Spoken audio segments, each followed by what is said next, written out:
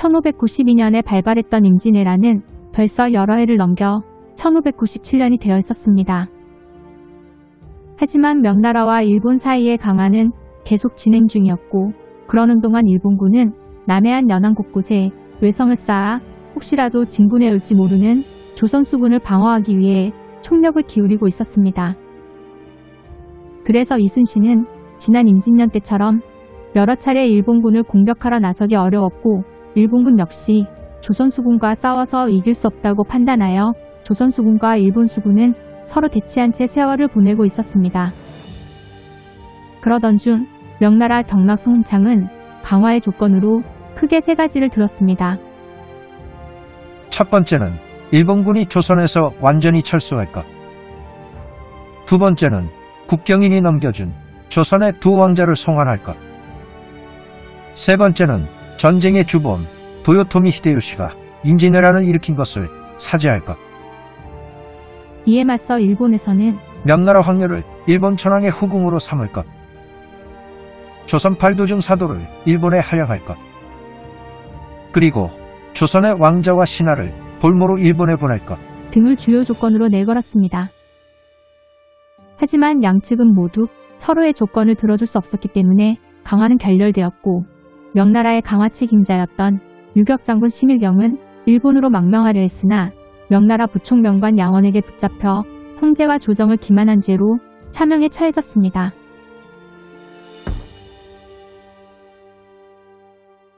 (1597년 1월 11일) 고니시 유키나가는 참모였던 요시라를 통해 가토가 바다를 건너올 것이니 때를 맞춰 유격한다면 전란의 화를 면할 수 있을 것이다 라는 정보를 경상우 병사 김응서에게 전했습니다. 여기서 고니시가 이런 정보를 흘린 이유는 정복시대 때부터 가토와 사이가 좋지 않았기 때문에 조선군의 손을 빌려 가토를 잡으려 했다는 설이 있고, 반대로 이중간첩 요시라가 이순신을 공경에 빠뜨려 전황을 유리하게 이끌어가려는 속셈이었다는 설도 있습니다.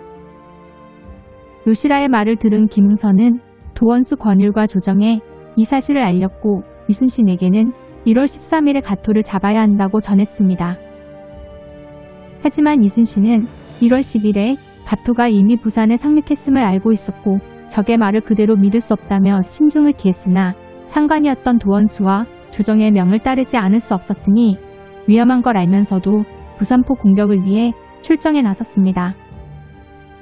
그러는 와중에 1월 22일 전라병사 원균은 자신이 수군을 이끌었다면 가토의 상륙을 저지할 수 있었을 것이라는 장계를 올려서 선조의 마음에 불을 지폈고, 장계의 내용은 다음과 같습니다. 신이 중요한 임무를 위임받아 남번을 지키고 있으면서 노돈 하나마 힘을 다하여 만세의 원수를 갚고자 하였습니다. 여러 고을에 신칙하여 구마를 정제하여 신이 사졸에 앞장서서 일거에 섬멸하려 합니다.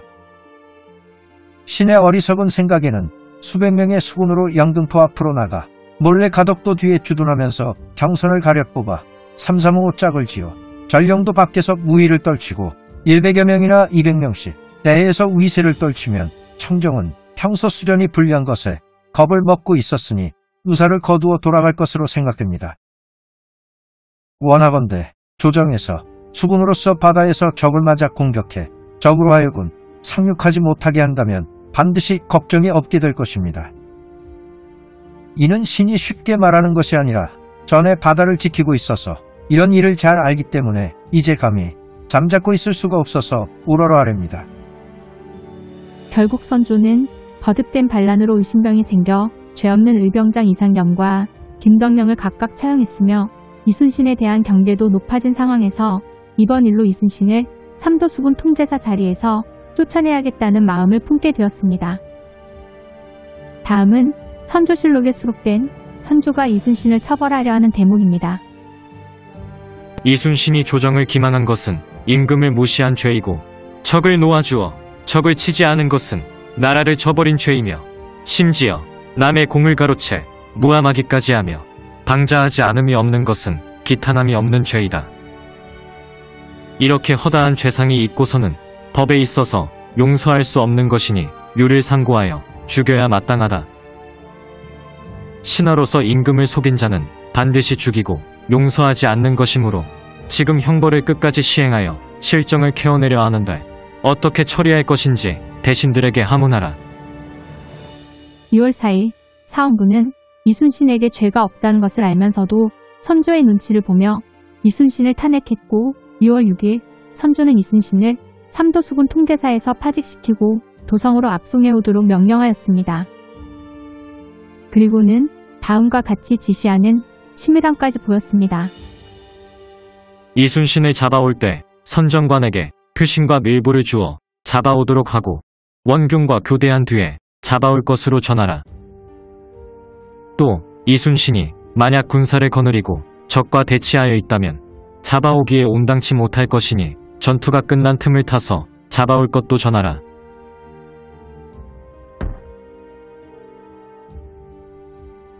(2월 6일) 삼도수군 통제사 이순신이 파직되었고 이 무렵 이순신은 조정의 명을 받아 부산포 앞바다로 출정하여 적을 공격하기에 여념이 없었습니다.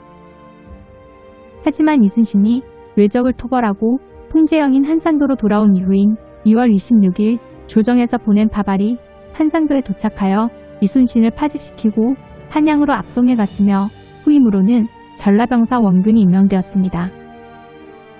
이순신이 파직된 것은 아쉬운 일이나 이때 후임으로 원균이 아닌 전라호수사 이혁기가 임명되었다면 적어도 훗날의 기막힌 참변은 없었을 것입니다. 이혁기는 이순신의 공적에 가려져서 그렇지 이순신과 함께 협력한 전공을 세웠고 10대의 목가에 급제한 실력자인데다가 왕실의 종친이며 삼도수군 중에서 가장 많은 전성과 병력을 거느린 훌륭한 장수였기 때문입니다. 그리고 요시라가 흘린 정보를 들은 조선 조정과 경상우 병사 김웅서 그리고 도원수 권율은 미끼를 덥석 물었고 선조는 일본군이 또다시 바다를 건너 상륙한 것을 이순신의 책임으로 돌렸습니다. 그랬기 때문에 이순신에 대한 선조의 분노는 하늘을 찔렀고 당장이라도 죽이려 하였습니다.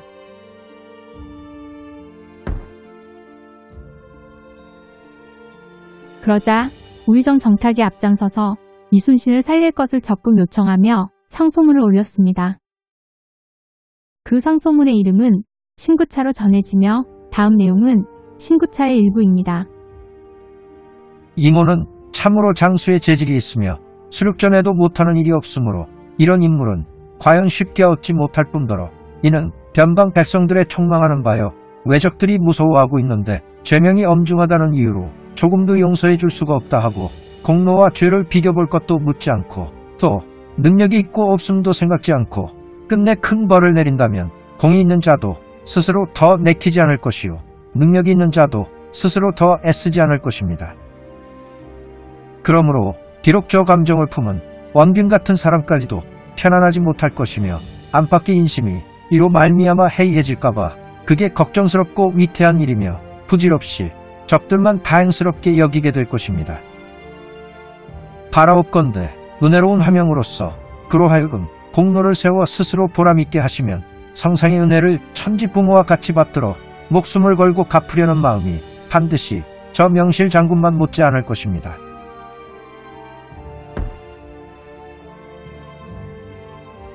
당시의 분위기를 볼 때 조정 내에서도 선조의 눈치를 보느라 이순신을 변호하기를 두려워했고 오랜 친구이자 이순신을 청거했던 영의정 류성룡조차도 이순신을 처벌해야 한다고 주장하던 상황이었습니다.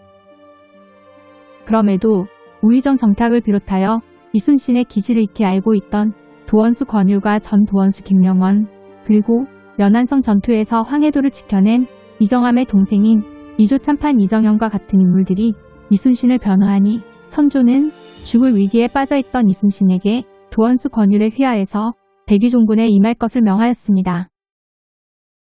이는 이순신의 두 번째 백의종군이었으며 이전의 조선보만호 시절 복병사 이일의 군사지원 거부로 녹둔도에서 다수의 적을 맞아 처절하게 싸워서 끌려가던 백성 일부를 구출하고 둔전을 끝끝내 지켜냈으나 군민 100여 명이 끌려가면서 그 책임으로 백의종군을 했고 이듬해 시전부락 전투에서 공을 세우면서 복권되었던 일이 있습니다.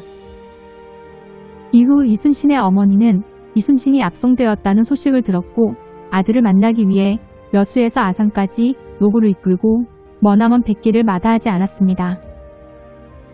하지만 이순신의 어머니는 아들을 만나보기도 전에 배 위에서 숨을 거두고 말았고 이순신이 그 당시 얼마나 슬퍼했는지 난중일기에 잘 드러나 있습니다.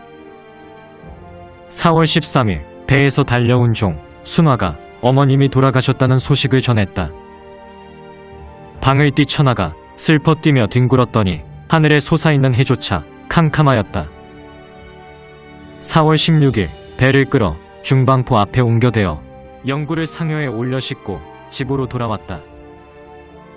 마을을 바라보고 통곡하니 슬픔으로 가슴이 찢어지는 듯하여 무슨 말을 할 수 있을 것인가. 집에 이르러 빈소를 차리고 나니 비가 크게 쏟아졌다.